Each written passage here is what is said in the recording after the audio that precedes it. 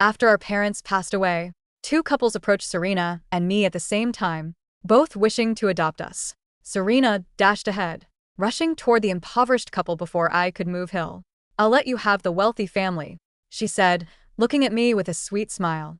"I only care about your happiness." That was when I knew she had been reborn too. In our past life, Serena had been the one to rush toward the luxury cars, successfully becoming the pampered daughter of a wealthy family. Yet she couldn't handle their strict rules and discipline. She ended up sneaking out at night to wild out at bars, accidentally leaked classified family secrets, and was ultimately kicked out of the house.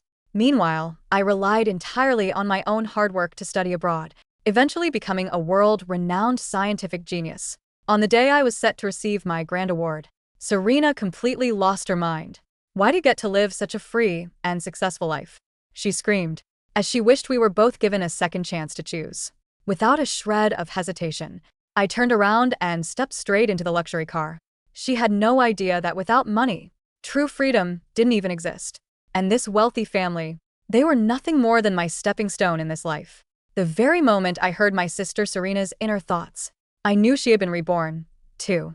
I watched as she threw herself into the arms of the impoverished couple, turning to me with a perfectly staged, saintly look on her face. "I don't need a life of luxury and wealth," Serena said. "I only want Hill to have a good life." The couple showered her with praise, calling her a sensible and sweet girl. Yet I could hear the malicious sneer echoing clearly in her mind. Serena thought to herself, the Bington family is only adopting a child because their business is struggling, and they desperately need a tool for a marriage alliance. Enjoy that miserable taste. As for this poor couple, they must be low-key scientific geniuses. This time, that massive global research award is going to be mine. I kept my mouth shut. Without saying a word, I simply turned around and stepped into the luxury car. Serena had absolutely no idea. In our past life, my ability to study abroad relied entirely on the money I saved by working 3 separate jobs, while simultaneously balancing my classes. My scientific breakthroughs were achieved solely through my own grueling, relentless efforts. Did she honestly believe it was all handed to me just because of an adoptive family? This time, with the vast resources and powerful background of the elite Bington family at my disposal, I would only grow and succeed much faster than in my previous life. The luxury vehicle rolled to a smooth halt in front of a sprawling, magnificent estate. I gazed out at the breathtakingly grand architecture before me. I wouldn't have even dared to dream of entering in my past life. The head butler took my hand, leading me into the manor, and bringing me straight to a meticulously decorated bedroom. "The master and madam are currently busy and will return later tonight," he instructed, his tone clipped and detached. "For now, stay in your room and study the family rules and etiquette. You must memorize every single regulation until you can recite them backward." Though his tone sounded incredibly cold, his actual inner thoughts leaked right into my mind. The butler thought to himself, "Poor child, losing both of her parents at such a young age. Now that she has entered high society, I must ensure she masters the rules before meeting the master and madam. That way she won't accidentally break protocol and suffer for it." I blinked. It seemed the people in this household weren't nearly as cold-blooded and ruthless as Serena had claimed. In our past life, my sister had already started throwing tantrums and crying about how miserable she was by this point. But to me, this minor level of strictness didn't even register as a challenge. Sitting down in the comfortable cushioned study chair, it didn't take long at all for me to commit every single rule to memory. Right at that moment, a sudden icy sensation brushed against my arm. I jerked my head around. A small snow-white snake was slowly slithering up, wrapping its sleek body firmly around my forearm. Its crimson eyes stared directly into mine, its tongue hissing softly as it watched me. Holding my breath, I tentatively reached out with my other hand. To my surprise, the little creature slithered right along my fingers and curled directly into the palm of my hand. "This girl isn't even afraid of it," a silent thought echoed from the doorway. I snapped my head up to look. A lean, slender young man stood at the entrance, shaggy with slightly long hair, partially veiled, his eyes framing an intense melancholy disposition. His gaze pinned me down, tracking my movements like a predatory serpent. I recognized him instantly. He was Owen Bington, the eldest son of the Bington family and my new older brother. I recalled how fiercely Serena had detested him in our past life, frequently labeling him a dark-minded, twisted psycho. High society whispered rumors about his eccentric personality, painting him as a reclusive mute, whose thoughts no one could ever decipher. The public only knew that his greatest passion involved breeding bizarre exotic pets. Owen extended his hand. Sensing its master, the small snake smoothly slithered back onto a sharply contoured palm, winding its body around his pale skin. I remained seated, keeping my eyes fixed entirely on the snake. Owen studied me with dark, brooding eyes, maintaining his absolute silence. Yet his mind spoke volumes to me. Owen thought to himself, of course, she's terrified of me, just like everyone else. What on earth was I even hoping for? A soft chuckle escaped my lips. Breaking the tension, I reached my hand out toward him. Hi there, I'm Hill, I said, offering a warm smile. Are you my brother? We're family from now on. Owen stiffened, staring at my outstretched hand, as if thoroughly debating whether he should take it. This little guy is incredibly cute, I added, glancing down. What's its name? He looked visibly stunned, requiring a long, heavy pause before he finally managed to respond. Snow. He lightly tapped the snow-white head of the little serpent. Then he reached out and took my hand as our palms met. Snow actively slithered across our joined hands and wrapped itself comfortably back around my forearm. I'm Owen, he murmured. The rumor certainly hadn't lied about him being a man of few words. The moment he uttered those two brief sentences, his lips sealed tight. Once more, however, I caught his mind drifting into a deeper monologue. Owen thought to himself, people have told me they like snakes before, but the second they actually saw this little one, they slammed it onto the floor on the spot. And some even tried to kill it. He continued to question secretly, are you going to be just like those fake hypocritical liars? Are you only lying right now to get on my good side? His intense gaze locked onto my face, searching for a crack in my armor. I didn't display a single shred of fear. Instead, I carefully supported Snow and gently stroked the top of its head, treating it no differently than a regular puppy or kitten. Surprisingly cooperative, Snow tilted its head into my touch and playfully flicked its tongue at me, as if saying hello. Owen's pupils vibrated slightly, a profound look of astonishment flashing through his dark eyes. I was nothing like those hypocritical upper-class phonies. In my previous life, I had majored in medicine and possessed a solid grasp of zoology. A snake flicking its tongue was merely its way of scenting and surveying its surroundings, the exact behavioral equivalent of a dog or a cat sniffing around a room. Domesticated pet snakes were notoriously docile. As long as they didn't perceive a threat, they would never strike out. Besides, this little guy actually seemed to genuinely like me. My adoptive parents finally returned home by dinner time. They were exactly as the rumors described them. Powerful, commanding figures who naturally exuded the heavy, suffocating pressure of elite high society. You are Hill, my adoptive father asked, his sharp eyes scanning me. I offered a polite, quiet nod. Seeing how well-behaved and composed I was, he seemed reasonably satisfied. I will lay everything out on the table right now, he continued, getting straight to the point. Reason we adopted you is because we need you to secure a marriage alliance with the eldest son of the Herbert family. If you are unwilling, we won't force you. We will simply provide you with a sum of money and let you find a new set of parents. He leaned back slightly, his expression stern. The choice is entirely yours. You decide what you want to do. The necessity of a marriage alliance with the Herberts arose because the Bington family's influence had been steadily declining in recent years. Coupled with Owen's eccentric and reclusive personality, they deeply worried that their son wouldn't be able to shoulder the heavy burden of running the family empire on his own. In our past life, Serena was supposed to marry the eldest Herbert son to safeguard the corporate conglomerate. Instead, she had thrown a massive fit, flatly refused, and run away from home. Then, after getting completely wasted at a bar, her loose lips leaked confidential corporate secrets, pushing the company to the very brink of bankruptcy. According to Serena's complaints from our previous life, that eldest son of the Herbert family was cold-hearted, ruthlessly strict, and constantly nitpicked everything she did. Yet as I looked at the powerful adoptive parent standing before me, I didn't hesitate for even a fraction of a second. I accept, I answered smoothly. To solidify my place within the Bington family, I had to agree to their terms first, as long as I eventually used my own capabilities and scientific merit to rescue the family business from its impending crisis. I was confident they wouldn't force me into a marriage I didn't want. My adoptive mother's face softened, and she offered a warm, gentle smile. Good girl. From today onward, you can just call us Mom and Dad. She signaled to a nearby servant, who stepped forward and handed me a tablet. The child of the Bington family You will have a tremendous amount of things to learn, she explained. We will arrange private tutors for you. This is your schedule starting tomorrow morning. I took the tablet and looked down at the screen.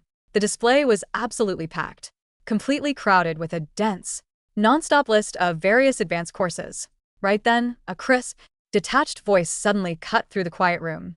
She just joined our family today. There's no need to dump such a massive, suffocating schedule on her. Right away, it was Owen. The moment he spoke up, both mom and dad stiffened in pure shock. Clearly had never expected their habitually dark, reclusive, and indifferent son to actually open his mouth and defend me.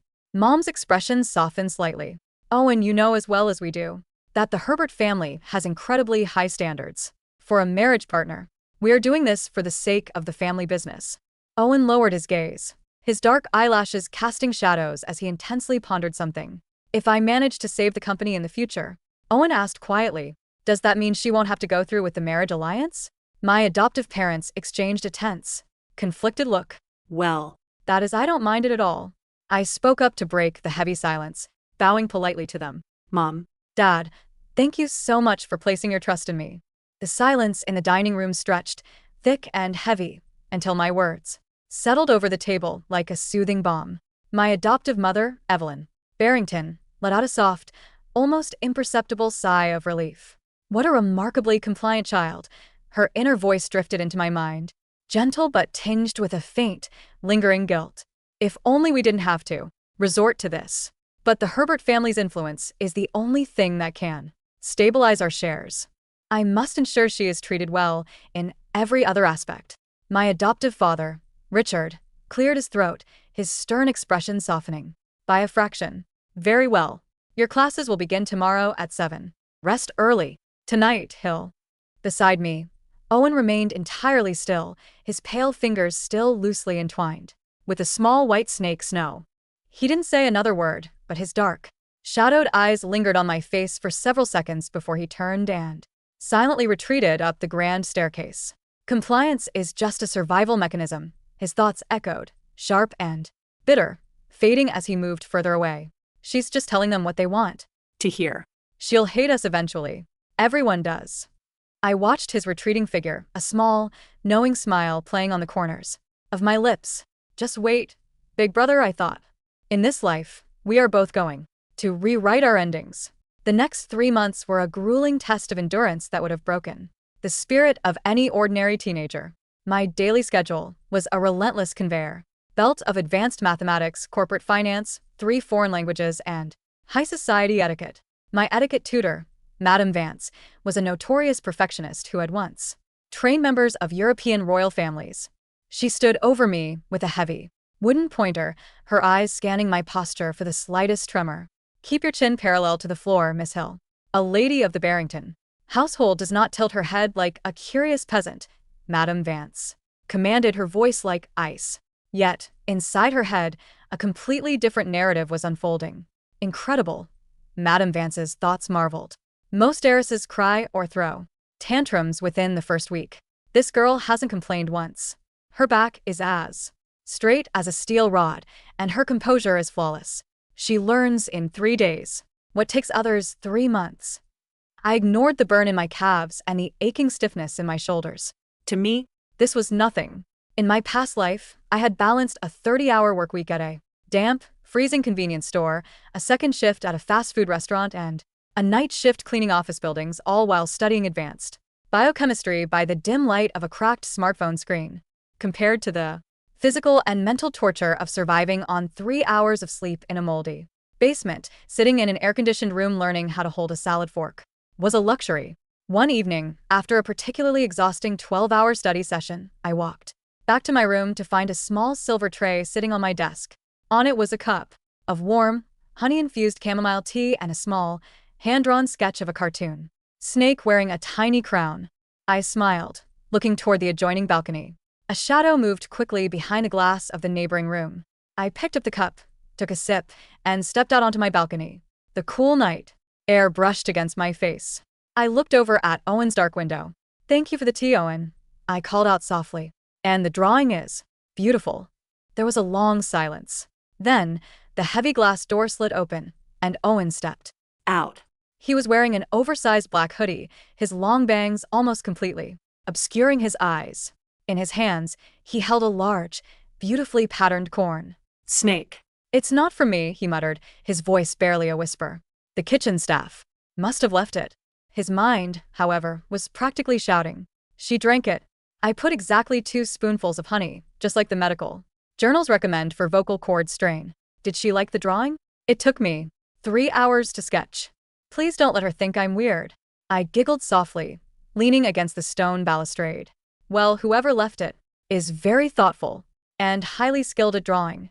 I held out my hand. Can I hold him? Owen hesitated, then stepped closer.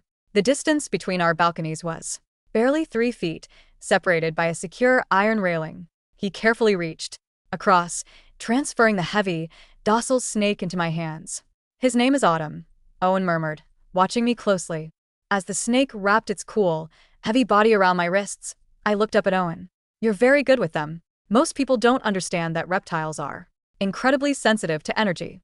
They trust you because you have a calm, honest heart, Owen." Owen's breath hitched. He stared at me, his eyes wide under his bangs. A calm, honest heart. His thoughts spun in a dizzying circle of shock and profound vulnerability. Nobody has ever said that to me. They call me a freak. They call me a monster. My own parents look at me with pity and disappointment because I can't speak in front of boardrooms. But she sees me. "I'm working on a project," Owen said suddenly, his voice cracking slightly from disuse. "A biocomputational algorithm for tracking neural pathways in complex organisms. But the biological coding is too messy. I can't get the amino acid sequencing to map correctly." My eyes lit up. This was his genius.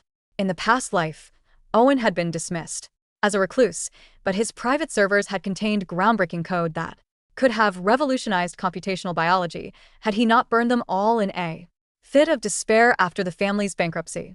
"Have you tried utilizing a tertiary peptide mapping system instead of a binary sequence?" I asked, keeping my tone casual, as if it were common knowledge.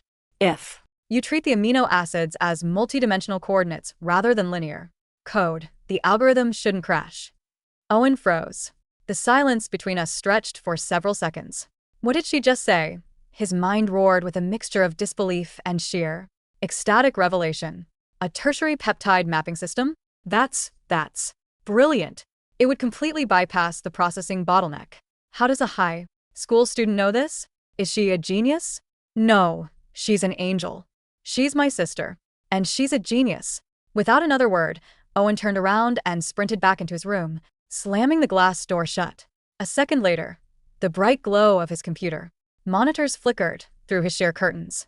I smiled, transferring Autumn back to my shoulders. The first piece of the puzzle had just fallen into place. While my life in the Bington manor was a whirlwind of intense discipline and secret scientific collaborations, Serena's life was taking a vastly different path.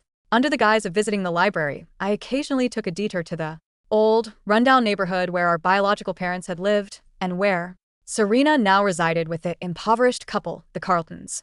Standing across the street under the shade of an old maple tree, I watched as Serena stepped out of a dilapidated apartment building. She was wearing a cheap, faded dress, her expression sour and exhausted. She was carrying a heavy plastic bucket filled with soapy water and a scrub brush. Behind her, a middle-aged man with a stained undershirt and a rough, calloused face yelled from the doorway, "Serena, stop dilly-dallying. If you don't finish scrubbing the kitchen floors and prep the vegetables for dinner, don't expect to eat tonight. We didn't adopt you to be a lazy princess." Serena's face twisted in rage, though she quickly masked it with a submissive nod. "I'm going, Uncle Carl.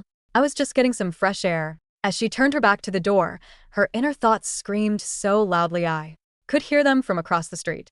"You miserable, ignorant peasant. How dare you yell at me? Just wait. Just wait until your secret scientific genius is revealed. Any day now you're going to produce that revolutionary paper on cellular regeneration. I've been searching your study every night, but all I find are stupid bills and sports magazines. Where are you hiding the research? Why are you still working as a low-level factory mechanic? Are you testing me? Yes, that must be it. You're testing my loyalty before you hand over the legacy." I almost laughed aloud. Serena still genuinely believed that our past life success was a matter of luck and inheritance. In our previous life, because I had worked 3 jobs to fund my own lab equipment and spent countless sleepless nights conducting manual gene sequencing in a rented garage, the media had simplified my story for public consumption. From humble beginnings in a working-class household, a young prodigy rises. Serena had taken that headline literally. She assumed the Carltons were secretly retired, eccentric billionaires or hidden scientific savants who had privately funded and mentored me. She had no idea that Mr. Carlton was simply an abusive, short-tempered assembly line worker, and Mrs. Carlton was a bitter woman who spent her days gambling away their meager savings. I just have to endure a little longer, Serena thought, her knuckles turning white as she gripped the handle of the bucket. Once I get my hands on that research, I'll present it at the Global Youth Science Summit. The Bington family will go bankrupt just like before, and he'll be forced to marry that cold-blooded freak Julian Herbert. I will be the one standing on the world stage, draped in glory, while she rots in a loveless marriage. I turned around and walked away, my footsteps light and steady. Keep dreaming, Serena, I thought. The stage is set, but you have no idea who wrote the script. By the end of my first year with the Barringtons, the transformation was undeniable. Under the guidance of the elite tutors, my academic records were flawless, and my social standing among the tutors and staff was impeccable. But my real work happened late at night, in Owen's dimly lit laboratory. We had combined his brilliant computational architecture with my advanced knowledge of neuroregeneration.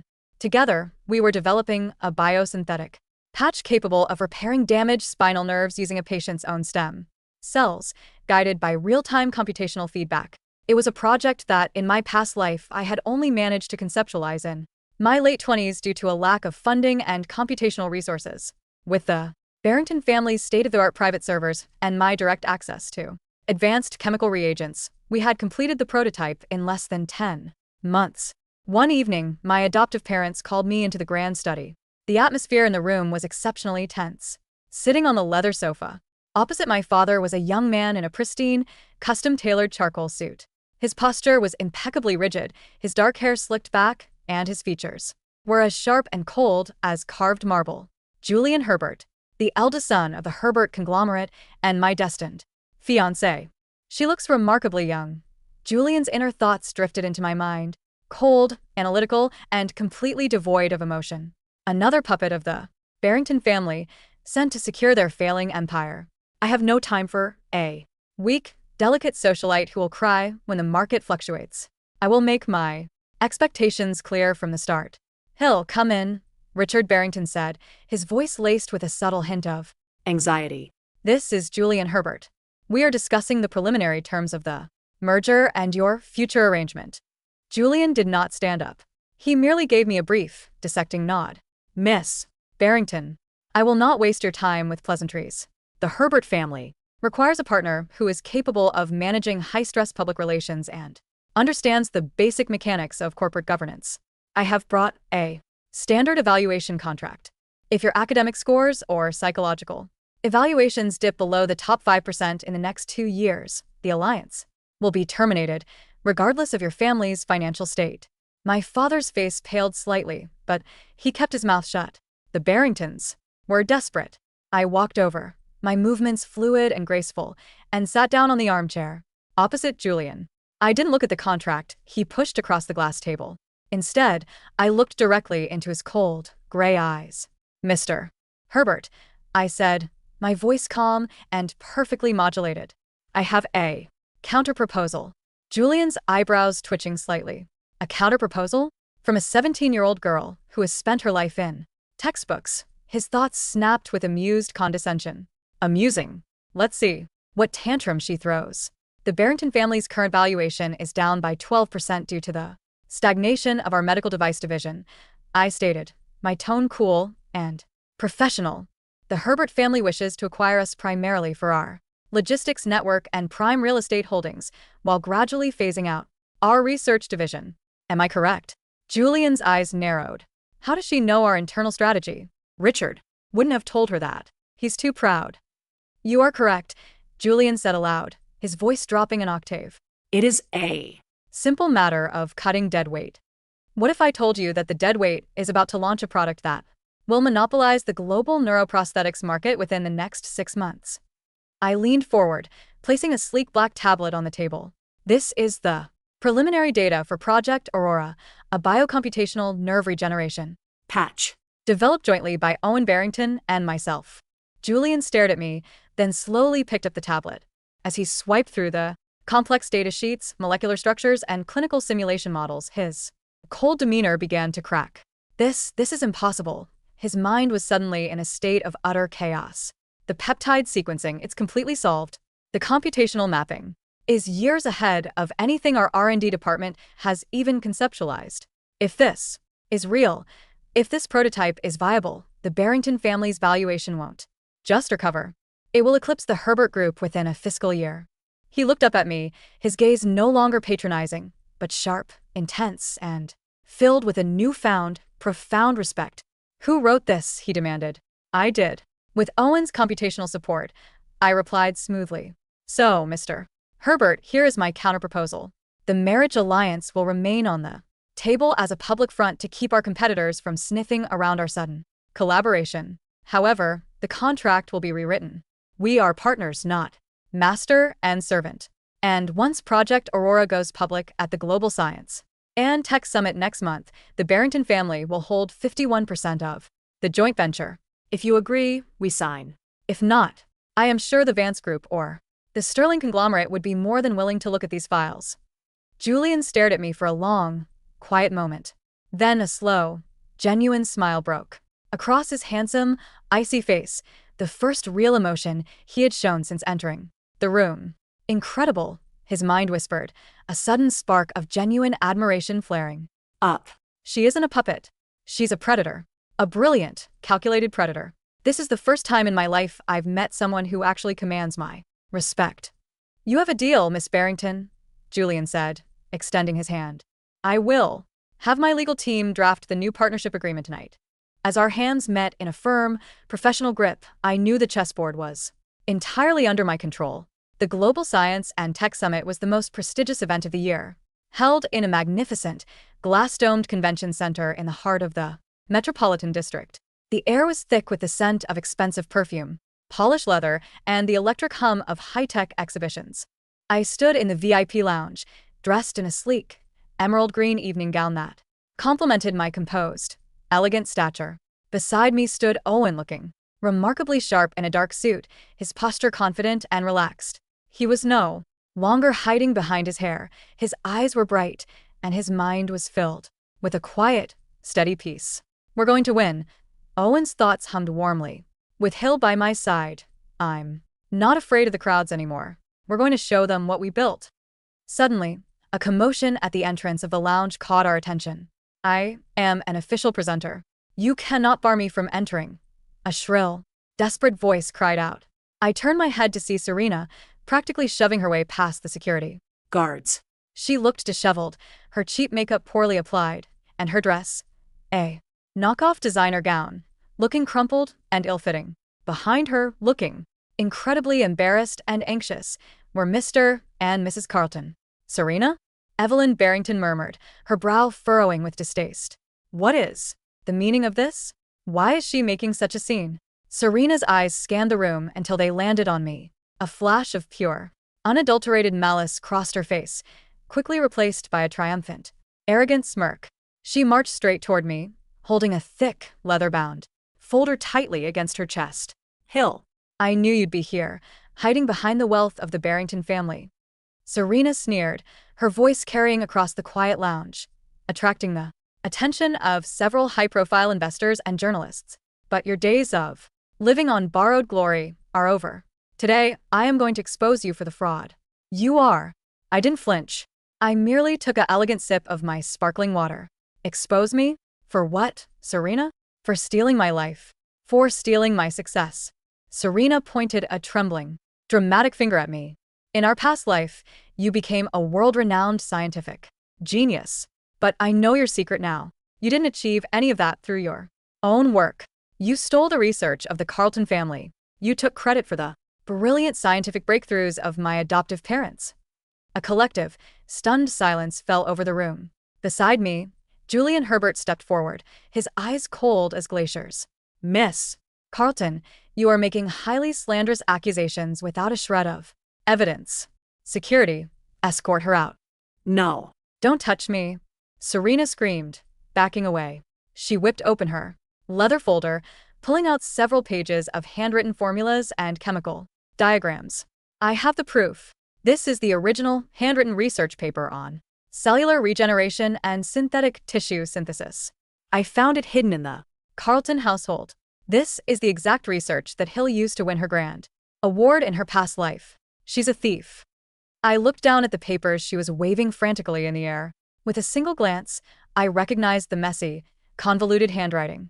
They were, indeed, formulas, specifically a highly unstable, flawed theory on cellular mitosis that I had written when I was 15 years old, back in my previous life. I had discarded those notes because the chemical equations were fundamentally flawed and would lead to rapid cellular necrosis in living tissue. How had she found them? Then it clicked. In our past life, before our parents died, I had kept my old school notebooks in a box in our attic. When the Carltons had cleaned out our old house after adopting Serena, they must have thrown those old boxes into their basement. Serena, in her desperate, delusional search for the Carltons' hidden genius, must have dug through their basement, found my old, discarded teenage notebooks, and assumed they were Mr. Carlton's secret masterpieces. I've got you now. Serena's mind screamed in ecstatic, manic triumph. I memorized these formulas. I submitted them to the summit committee under my name. Today, the global scientific community will recognize me as the true prodigy, and you will be revealed as nothing but a parasite. I let out a soft, pitying sigh. Serena, I said softly, my voice filled with a quiet, profound sadness. Do you actually understand a single equation written on those papers? Serena's face stiffened. Of course I do. It's a revolutionary breakthrough in cellular regeneration. It uses synthetic compounds to stimulate rapid cell division.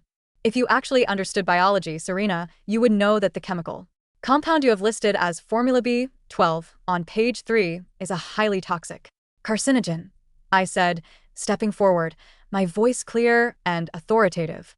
If applied to human tissue, it doesn't regenerate cells. It accelerates rapid, uncontrolled necrosis. It is a discarded, flawed high school theory. And you submitted it to the global committee without even checking the basic chemical toxicity levels. Serena's eyes widened in sheer terror. You're lying. You're just trying to discredit me because you're scared. She's not lying. A booming, authoritative voice interrupted. Professor Marcus Vance, the head of the Global Science and Tech Summit Evaluation Committee and a world-renowned authority on molecular biology, stepped out from the crowd. He was holding a tablet, his expression grim and filled with immense disappointment. We received your submission this morning, Miss Carlton, Professor Vance said, his voice echoing through the silent room. Our automated screening software flagged your chemical equations immediately. The formulas you submitted are not only completely unviable, but they also represent a catastrophic misunderstanding of basic biochemistry. Furthermore, our database flagged the handwriting and the unique conceptual errors as an exact match to a series of discarded student notebooks registered under Hill's name in the regional academic archives from 5 years ago. Serena's breath hitched. She looked around the room, her face turning a ghastly shade of pale as she saw the looks of disgust, pity, and mockery on the faces of the elite crowd.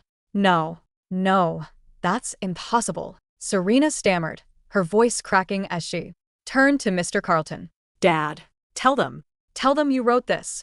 Tell them. You're a genius. Mr. Carlton's face turned bright red with fury. He stepped forward and slapped the folder out of Serena's hands, sending the papers scattering across the polished floor. Are you completely out of your mind, you crazy girl? Mr. Carlton roared. I work at an engine assembly plant. I can barely read a blueprint, let alone write whatever garbage this is. You've been sneaking into our basement, stealing old junk, and demanding we give you secret research for months. We took you in out of charity, and you've done nothing but call us peasants, demand money, and drag our family name through the mud. No, this can't be happening. Serena collapsed onto her knees, her fingers clawing at the scattered papers on the floor. The past life. Hill was a genius. She lived with you. She had to have gotten it from you. She looked up at me, her eyes bloodshot, filled with a desperate, shattered confusion. How? How did you do it, Hill? If they weren't geniuses, if they didn't have money, how did you become a world-renowned scientist? It's not fair. It's not fair. I walked over to her, kneeling down so that only she could hear my voice.